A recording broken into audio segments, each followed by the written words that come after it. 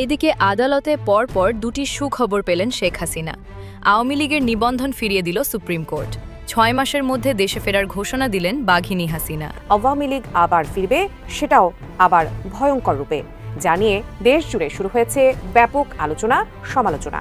কিন্তু সত্যি কি দেশের রাজনীতিতে কামব্যাক করতে পারবে আওয়ামী লীগ? সত্যি হচ্ছে শুভেন্দুর ভবিষ্যৎবাণী, বাংলাদেশের ক্ষমতায় ফিরছেন হাসিনা ফের দেশে ফিরবেন সম্মানের সাথে। শুভেন্দুর এই দাবির আসল সমীকরণ হলো ভারতপন্থী ও নিরাপত্তা প্রথম নীতি, পশ্চিমবঙ্গে মমতা বন্দ্যোপাধ্যায়ের শাসনের অবসান এবং বিজেপির এই ঐতিহাসিক জয় হাসিনা প্রত্যাবর্তনের পথ সুগম করতে পারে। শেখ হাসিনার সর্বশেষ অডিও বার্তাটি যেন রাজনৈতিক দাবা খেলায় একটি নতুন চাল হিসেবে আবির্ভূত হয়েছে, যেখানে তিনি প্রথমবারের মতো দেশে ফেরার সময় ঘোষণা করেছেন। বলেছেন আগামী ৬ মাসের মধ্যে তিনি বাংলাদেশে ফিরবেন। শেখ হাসিনা কি সত্যিই ফিরছেন? সম্প্রতি আওয়ামী লীগের প্রধান শেখ হাসিনা এক বক্তব্যে অত্যন্ত আত্মবিশ্বাসের সাথে জানিয়েছেন আগামী ৬ মাসের মধ্যেই তিনি দেশে ফিরবেন। কিন্তু কেন, কিসের ভিত্তিতে তিনি এই বুক ভরা সাহস পাচ্ছেন? অনেকে একে স্রেফ রাজনৈতিক হুঙ্কার মনে করলেও গভীর বিশ্লেষণে বেরিয়ে আসছে বেশ কিছু চমকপ্রদ সমীকরণ। সুপ্রিম কোর্টের এই বক্তব্য যখন আমরা পেলাম, তখন কি এখন অটোমেটিকলি আওয়ামী লীগের যে নিবন্ধন বাতিল করে রাখা হয়েছে, বাতিল করেছে বর্তমান নির্বাচন কমিশন, সেটা কি অবৈধ হয়ে যাবে? তাহলে আওয়ামী লীগের এই ব্যাপারেও যদি প্রশ্ন ওঠে যে নির্বাচন কমিশন আওয়ামী লীগের নিবন্ধন স্থগিত করার এখতিয়ার রাখে কিনা সুপ্রিম কোর্টের এই রেফারেন্সের ভিত্তিতে, তাহলে কি উত্তর দেবে নির্বাচন কমিশন? আসসালামু আলাইকুম দর্শক, নতুন একটি নিউজ ভিডিওতে আপনাদের স্বাগতম। প্রিয় দর্শক, কালকে রাতে কিন্তু একটি শেখ হাসিনা বার্তা দিয়েছেন। সেই বার্তায় তিনি স্পষ্টভাবে জানিয়ে দিয়েছেন যে তিনি ৬ মাসের মধ্যেই বাংলাদেশে ফিরছেন, এবং হ্যাঁ, তিনি কার জন্য বাংলাদেশে ফিরতে পারছেন। ওদিক থেকে পশ্চিমবঙ্গে মুখ্যমন্ত্রী হয়েছে শুভেন্দু অধিকারী। তবে কি তার পাওয়ারে শেখ হাসিনা বাংলাদেশে ফেরার এত বড় একটি ডিসিশন বা এত বড় একটি ঘোষণা দিলেন? আবার এদিক থেকে দেখা যাচ্ছে যে যে নির্বাচন কমিশন আওয়ামী লীগের নিবন্ধন বাতিল করেছিল তা কিন্তু এক প্রকার বাতিল হয়ে যাচ্ছে। তার মানে এই সুপ্রিম কোর্টে আওয়ামী লীগের নিষেধাজ্ঞা বাতিল হয়ে যাচ্ছে এবং আওয়ামী লীগ রাজনীতি করতে পারবে বলে এমন কিছু মনে করা হচ্ছে। তাহলে কি হতে যাচ্ছে দর্শক, জানতে হলে পুরো ভিডিওটি দেখতে থাকুন। আশা করি পুরো ভিডিওটি দেখলে সম্পূর্ণ ঘটনা বুঝতে পারবেন। এখনো যারা আমাদের চ্যানেলটি সাবস্ক্রাইব করেননি তাদের সবাইকে বলবো আমাদের চ্যানেলটি সাবস্ক্রাইব করে পাশে থাকা বেল আইকনটা অন করে দিবেন। আর যারা ইতিমধ্যেই সাবস্ক্রাইব করেছেন তাদেরকে অসংখ্য ধন্যবাদ। তো প্রিয় দর্শক, চলুন আর কথা বলবো না, একটি লাইক দিয়ে মূল ভিডিওতে যাওয়া যাক। দেশীয় আন্তর্জাতিকভাবে ব্যাপক সমালোচনা থাকা সত্ত্বেও ইউনূসের সরকার ও তার মিত্র রাজনৈতিক দলগুলো আওয়ামী লীগকে নির্বাচনে অংশ নিতে দেয়নি। এর মধ্যে বাংলাদেশের ত্রয়োদশ নির্বাচনের আগে ভারতীয় আন্তর্জাতিক সংবাদ মাধ্যমে শেখ হাসিনার বেশ কয়েকটি ইমেইলে দেওয়া সাক্ষাৎকার গুরুত্ব সহকারে প্রকাশিত হয়েছিল। দলীয় নেতাকর্মীদের উদ্দেশ্যে দেওয়া অডিও বার্তা, আন্তর্জাতিক গণমাধ্যমে দেওয়া সাক্ষাৎকারগুলোতে তিনি এতদিন জুলাই আন্দোলন, তার বিচার, এসব কিছুকে তিনি এবং তার দলের বিরুদ্ধে ষড়যন্ত্র হিসেবে তুলে ধরেছেন। এসব বক্তব্যে তিনি বিভিন্ন সময় দেশে ফেরার কথাও বলেছেন। তবে ঠিক কবে ফিরবেন সে বিষয়ে সুনির্দিষ্ট করে এতদিন কিছুই বলেননি। সম্প্রতি দলীয় নেতাকর্মীদের সাথে অনলাইনে শেখ হাসিনা বলেছেন, এমন একটি অডিও ক্লিপ সামাজিক মাধ্যমে চলতি সপ্তাহে ভাইরাল হয়েছে। দলীয় নেতাকর্মীরা যখন স্লোগান দিচ্ছিলেন, ওই ক্লিপে তখন শোনা যায় শেখ হাসিনা বলেছিলেন, সাবাস, এভাবেই ঐক্যবদ্ধ হয়ে আন্দোলন চালিয়ে যেতে হবে। দলীয় নেতাকর্মীরা প্রত্যুত্তরে বলেছিলেন, আপনি ফেরত না আসা পর্যন্ত আন্দোলন চলবে। তখন শেখ হাসিনাকে বলতে শোনা যায়, তিনি ফেরত আসবেন, অবশ্যই আসবেন এবং খুব শিগগিরই ফেরত আসবেন। এরপর তিনি বলেন ৬ মাসের মধ্যে তিনি ফেরত আসবেন। আওয়ামী লীগের একাধিক সূত্র বলছে, শেখ হাসিনা এতদিন দলীয় নেতাকর্মীদের উদ্দেশ্যে যেসব বার্তা দিয়েছেন, এমনকি এতদিন দিল্লিতে দলের যেসব শীর্ষ পর্যায়ের নেতা তার সাথে দেখা করেছেন, তাদেরকেও এতদিন দেশে ফেরার কথা বললেও কোনো সময় উল্লেখ করেননি যে সময় তিনি বাংলাদেশে ফেরত আসবেন। সবশেষ গত ৭ই মে আওয়ামী লীগের সাবেক মন্ত্রী ও সংসদ সদস্যের ১০ জনের একটি দল দিল্লিতে গিয়ে শেখ হাসিনার সাথে দেখা করেছেন। ওই টিমের ২ জন সদস্য জানিয়েছেন ৬ মাসের মধ্যে ফেরার কথা শেখ হাসিনা তাদেরকেও জানিয়েছেন। ওই টিমে ছিলেন এমন একজন সাবেক প্রতিমন্ত্রী জানিয়েছেন, শেখ হাসিনা কমপক্ষে ৩ বার সুনির্দিষ্টভাবে ৬ মাসের মধ্যে ফেরার কথা বলেছেন।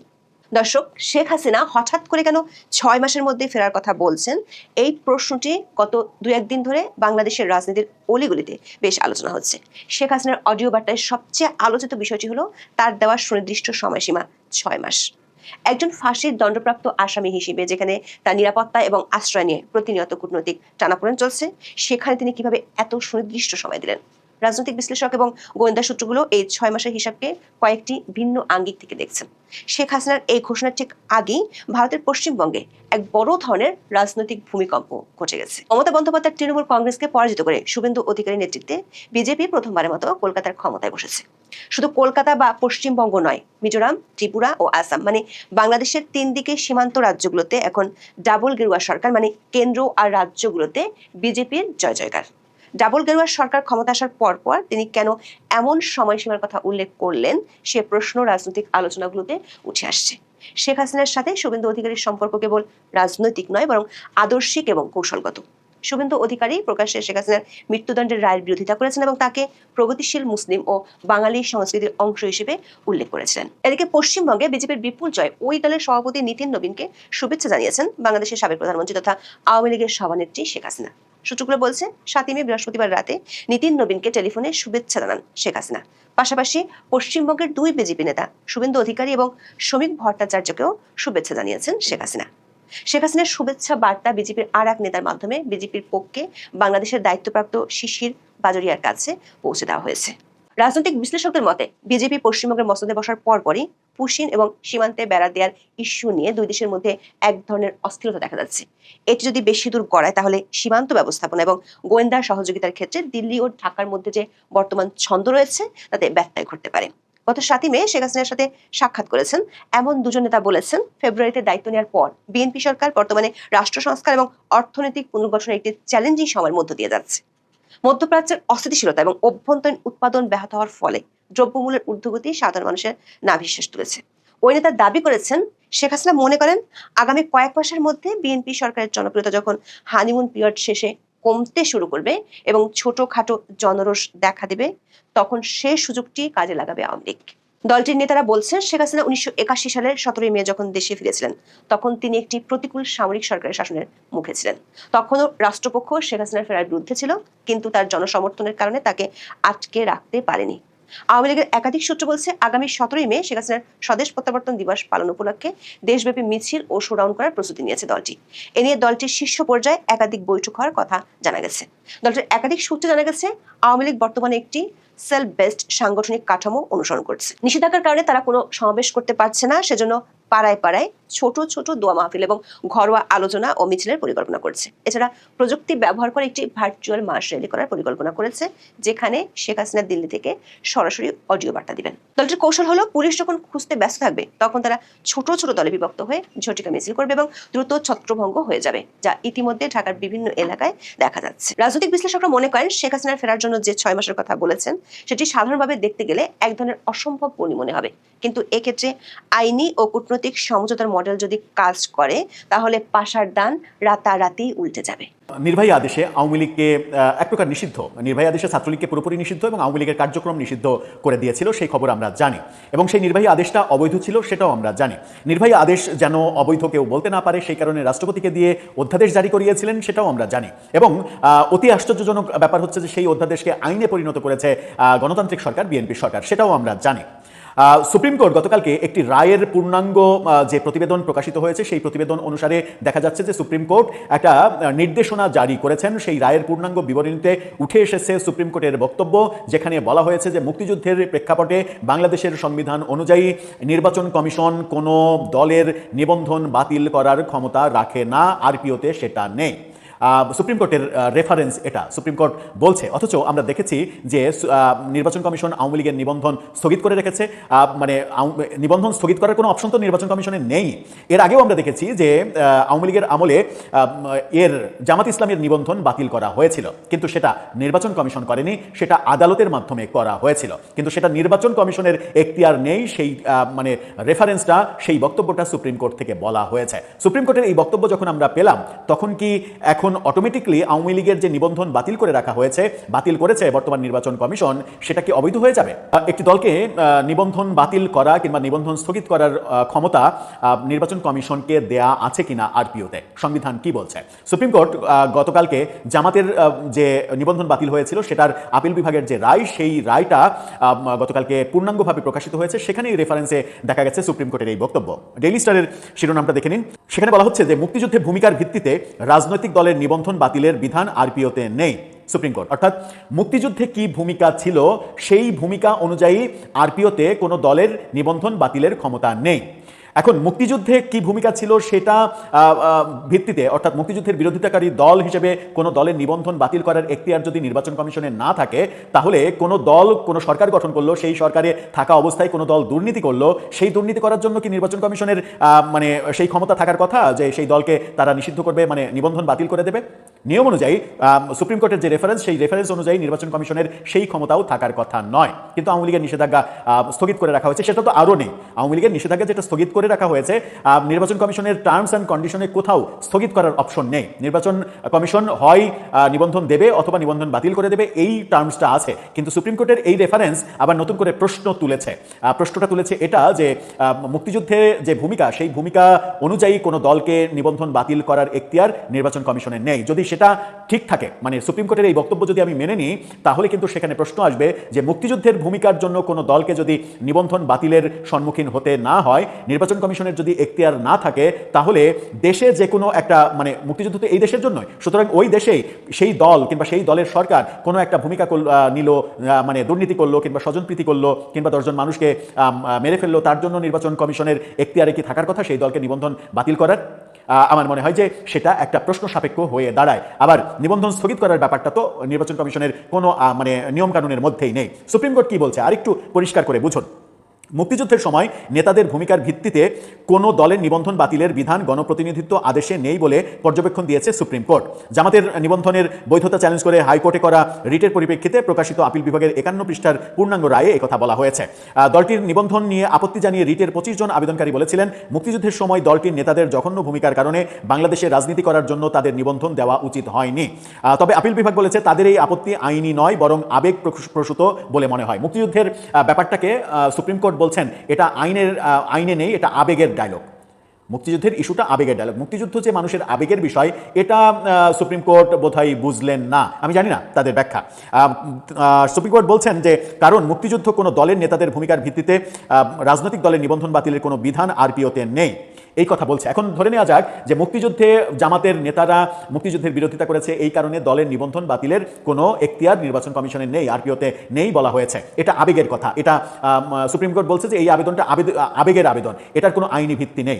মুক্তিযুদ্ধের প্রসঙ্গ যদি আবেগের আবেদন হয়, আইনের ভিত্তি না থাকে, তাহলে আওয়ামী লীগ তার শাসনামলে দুর্নীতি করলো, অনাচার করলো, কিংবা ওই 840 জন যে গেজেট প্রকাশ হয়েছে, সেই 840 জন সবাইকে আওয়ামী লীগই মেরে ফেললো, ধরে নিলাম আওয়ামী লীগ সরকার, আওয়ামী লীগ তো না, আওয়ামী লীগের যে সরকার শেখ হাসিনা, তো শেখ হাসিনা যদি মানে এদেরকে মেরে ফেলে, শেখ হাসিনা কিংবা আসাদুজ্জামান খান কামাল স্বরাষ্ট্রমন্ত্রী ছিলেন, কিংবা ওবায়দুল কাদের আওয়ামী লীগের সাধারণ সম্পাদক সড়ক মন্ত্রী ছিলেন, তারা যদি মেরে ফেলেন, তাহলে সেই কৃতকর্মের জন্য আওয়ামী লীগের নিবন্ধন কি বাতিল করা যায়? প্রশ্নটা খুব সাধারণ, খুবই বোধগম্য ব্যাপার বোধহয় আপনাদের কাছে এখন লাগার কথা। মুক্তিযুদ্ধের ইস্যুতে মুক্তিযুদ্ধের বিরোধিতাকারী নেতাদের কারণে জামাতের নিবন্ধন বাতিল করা যায় না, এটা সুপ্রিম কোর্টের রেফারেন্স। আমি ওই রেফারেন্সকে সত্য মনে করেই মানে এখন প্রশ্ন করছি, মানে প্রশ্ন উত্থাপন কিংবা উত্থাপিত হবে যে এটাই আইন এবং এটাকেই আমরা শ্রদ্ধা জানাতে চাই। তাহলে আওয়ামী লীগের এই ব্যাপারেও যদি প্রশ্ন ওঠে যে নির্বাচন কমিশন আওয়ামী লীগের নিবন্ধন স্থগিত করার এখতিয়ার রাখে কিনা সুপ্রিম কোর্টের এই রেফারেন্সের ভিত্তিতে, তাহলে কি উত্তর দেবে নির্বাচন কমিশন? দর্শক, আপনার কাছে কি মনে হয়, এটাও কি মানে প্রসঙ্গ আসবে না যে আপনারা আবেগে বলছেন, মানে মানে আওয়ামী লীগের কিছু নেতা মন্ত্রী কিংবা পুলিশের কিছু কর্মকর্তার কর্মকাণ্ডের কারণে আপনি আওয়ামী লীগের নিবন্ধন বাতিল করার যে দাবি করছেন, এটা আইনি না, এটা আবেগের দাবি? সত্যি হচ্ছে শুভেন্দুর ভবিষ্যৎবাণী, বাংলাদেশের ক্ষমতায় ফিরছেন হাসিনা। 2024 সালে 5ই অগস্ট বাংলাদেশের ইতিহাসে এক যুগান্তকারী দিন। ছাত্র জনতা তীব্র আন্দোলনের মুখে পদত্যাগ করে শেখ হাসিনা ভারতে আশ্রয় নেওয়ার পর থেকেই প্রশ্ন উঠছে যে তিনি কি আর ফিরবেন? এই প্রশ্নের মাঝে আলোচনার কেন্দ্রবিন্দুতে এসেছেন পশ্চিমবঙ্গের বিরোধী দলনেতা তথা 2026 বিধানসভা নির্বাচনে বিজেপির বঙ্গজয়ের অন্যতম কারিগর শুভেন্দু অধিকারী। 2024 ফেব্রুয়ারিতেই তিনি বিস্ফোরক দাবি করেছিলেন যে শেখ হাসিনা সম্মানের সাথে বৈধ প্রধানমন্ত্রী হিসেবেই বাংলাদেশে ফিরবেন। 2026 সালের মে মাসে পশ্চিমবঙ্গে বিজেপির ঐতিহাসিক জয়ের পর শুভেন্দুর এই দাবির পিছনে কূটনৈতিক যে সমীকরণগুলো রয়েছে তার ব্যাখ্যা কিন্তু পাওয়া যাচ্ছে, যা এই সমীকরণগুলো এক নতুন মাত্রা পেয়েছে। শুভেন্দুর দাবি করেন হাসিনা বৈধ প্রধানমন্ত্রী হিসেবেই ঢাকার হযরত শাহজালাল আন্তর্জাতিক বিমানবন্দরে অবতরণ করবেন এবং তাকে রাষ্ট্রীয় মর্যাদায় স্যালিউট দিয়ে গ্রহণ করা হবে। শুভেন্দুর এই দাবির পিছনে কাজ করছে মূলত সাংবিধানিক ও আইনি ব্যাখ্যার রাজনৈতিক নয়া সমীকরণ। শুভেন্দু অধিকারীর মতে শেখ হাসিনা প্রথাগত বা সাংবিধানিক পদ্ধতিতে পদত্যাগ করেননি। 5ই আগস্টের পরিস্থিতিতে তিনি প্রাণ বাঁচাতে ভারতে চলে আসতে বাধ্য হয়েছিলেন। আন্তর্জাতিক আইন ও বাংলাদেশের সংবিধানের কিছু ব্যাখ্যা টেনে নিয়ে শুভেন্দু অধিকারী দাবি করেছিলেন, যেহেতু রাষ্ট্রপতির কাছে লিখিত পদত্যাগপত্র জমা দেওয়ার নথি জনসমক্ষে আসেনি, তাই আইনি পথে হাসিনা এখনো সরকার প্রধান। শুভেন্দুর এই দাবির পিছনে কাজ করছে বিজেপির দীর্ঘমেয়াদী প্রতিবেশী নীতি, যেখানে আওয়ামী লীগ সরকারকে তারা সবসময় একটি স্থিতিশীল ও বন্ধুপ্রতিম শক্তি হিসেবে কিন্তু দেখেছে। শুভেন্দু অধিকারী বারবার দাবি করে আসছেন যে 5ই আগস্টের ঘটনা কোনো স্বতঃস্ফূর্ত অভ্যুত্থান ছিল না, বরং এটি একটি পরিকল্পিত ষড়যন্ত্র। পশ্চিমবঙ্গ জয়ের পর শুভেন্দুর গুরুত্ব এখন ভারতের জাতীয় রাজনীতিতে অন্য উচ্চতায়। হিন্দু ভোটের মেরুকরণ এবং বাংলাদেশের অস্থিরতাকে কাজে লাগিয়ে তিনি যেভাবে পশ্চিমবঙ্গের মানুষের মনে জায়গা করে নিয়েছেন, তা এক কথায় বিশ্লেষকদের মতে অবশ্যই অভূতপূর্ব। হাসিনা ওয়াজেদ বৈধ প্রধানমন্ত্রী, এরা অবৈধ। হাসিনা ওয়াজেদ প্রধানমন্ত্রী হিসেবেই ঢাকাতে শাহজালাল এয়ারপোর্টে নামবেন, স্যালুট দিয়ে নিয়ে যেতে হবে। 2026 সালে বিধানসভা নির্বাচনে বিজেপি পশ্চিমবঙ্গে বড় ব্যবধানে জয়লাভ করেছে। এই জয় বাংলাদেশ ও ভারতের সীমান্তে রাজনীতিতে বড় প্রভাব ফেলবে। শুভেন্দু অধিকারী দীর্ঘদিন ধরে সীমান্ত নিরাপত্তা, অনুপ্রবেশ এবং বাংলাদেশে হিন্দুদের ওপর হামলার মতো বিষয়গুলোকে সামনে এনেছেন। এক নয়, একাধিকবার কিন্তু এই প্রসঙ্গকে তিনি সামনে এনেছেন। বিশ্লেষকদের মতে পশ্চিমবঙ্গে বিজেপি সরকার ও কেন্দ্রে একই দলের সরকার শাসনে ভারত বাংলাদেশ সীমান্তে কড়াকড়ি বাড়বে। এই নিরাপত্তা কেন্দ্রিক নীতি সরাসরি হাসিনার প্রত্যাবর্তনের দাবিকে শক্তিশালী করতে পারে। পশ্চিমবঙ্গের রাজনীতিতে শুভেন্দু অধিকারী উত্থান এবং 2026 সালে নির্বাচনে বিজেপির এগিয়ে থাকার পিছনে তাঁর নিজস্ব সাংগঠনিক দক্ষতা এবং কেন্দ্রীয় নেতৃত্বের কৌশলী সমর্থন কাজ করছে বলে বিশ্লেষকরা ভাবছেন। নন্দীগ্রাম এবং সিঙ্গুর আন্দোলনের সময় তৃণমূলের জয়ের প্রধান কারিগর হিসেবে পরিচিত শুভেন্দু এখন বিজেপির হয়ে সেই একই কৌশল প্রয়োগ করেছেন। মমতা বন্দ্যোপাধ্যায়ের বিরুদ্ধে সরাসরি লড়াকু মেজাজ এবং তৃণমূলের নিচুতলার নেতাকর্মীদের বড় অংশকে নিজের দিকে টেনে নেওয়ার দক্ষতা তাকে বিজেপির কেন্দ্রীয় মহলে আর্কিটেক্ট হিসেবেই প্রতিষ্ঠিত করেছে। বাংলাদেশে সাম্প্রতিক ক্ষমতার এই যে পট পরিবর্তন, তারপর পশ্চিমবঙ্গ সংলগ্ন সীমান্ত এলাকায় নিরাপত্তা ও অনুপ্রবেশ নিয়ে বিজেপি নতুন করে কিন্তু সরব হয়েছে। কেন্দ্র থেকেও কিন্তু বারংবার এই বিষয়ে অবশ্যই প্রশ্ন করা হয়েছে। শুভেন্দু অধিকারীর মতে বাংলাদেশে জামায়াত ইসলামের মতো সংগঠনের প্রভাব বৃদ্ধি পশ্চিমবঙ্গের সীমান্ত এলাকায় নিরাপত্তার জন্য একটা হুমকি। হাসিনা ফের দেশে ফিরবেন সম্মানের সাথে। শুভেন্দুর এই দাবির আসল সমীকরণ হলো ভারতপন্থী ও নিরাপত্তা প্রথম নীতি। পশ্চিমবঙ্গে মমতা বন্দ্যোপাধ্যায়ের শাসনের অবসান এবং বিজেপির এই ঐতিহাসিক জয় হাসিনা প্রত্যাবর্তনের পথ সুগম করতে পারে। শুভেন্দু অধিকারীর বক্তব্যের মূলে রয়েছে 3টি প্রধান দিক। এক, শুভেন্দু দাবি করেছিলেন শেখ হাসিনা পদত্যাগপত্র জমা দেননি বা পরিস্থিতির চাপে তাকে সরে যেতে বাধ্য করা হয়েছে। আন্তর্জাতিক রাজনীতিতে সরকার পতন আর সাংবিধানিক বিচ্যুতি, এই দুইয়ের মাঝামাঝি একটি অন্ধকার অধ্যায় থাকে। শুভেন্দু ঠিক সেখানেই আঘাত করেছেন। 2, পশ্চিমবঙ্গ এখন বিজেপির দখলে। আসাম, ত্রিপুরাতে আগে থেকেই তারা ক্ষমতায়, অর্থাৎ বাংলাদেশের চারদিকে সীমান্ত এখন বিজেপির কঠোর নিয়ন্ত্রণের মধ্যেই রয়েছে। ভারতের জন্য বাংলাদেশের স্থিতিশীলতা শুধুমাত্র বন্ধুত্বের বিষয় নয়, বরং নিরাপত্তার একটা বড় প্রশ্ন। 3, বাংলাদেশে হিন্দুদের ওপর হামলার যে খবরগুলো পশ্চিমবঙ্গের নির্বাচনের আগে ডালপালা মেলেছিল, তা শুভেন্দুকে সাহায্য করেছে বিপুলভাবে। শুভেন্দু মনে করেন শেখ হাসিনা ক্ষমতায় না থাকলে বাংলাদেশের চরমপন্থী শক্তি উত্থান হবে, যা ভারতের জন্য হুমকি হয়ে দাঁড়াবে। প্রিয় দর্শক, ইতিমধ্যে আপনারা আমাদের পুরো ভিডিওটি দেখেছেন। ভিডিওটি দেখে কি জানলেন এবং বুঝলেন, অবশ্যই আপনাদের মূল্যবান মতামতটি আমাদের কমেন্ট বক্সে জানাতে ভুলবেন না। এখনো যারা আমাদের চ্যানেলটি সাবস্ক্রাইব করেননি, তাদের সবাইকে বলবো আমাদের চ্যানেলটি সাবস্ক্রাইব করে পাশে থাকা বেল আইকনটা অন করে দিবেন এরকম নিত্য নতুন প্রতিদিন গরম গরম নিউজ আপডেট পেতে। ধন্যবাদ সবাইকে।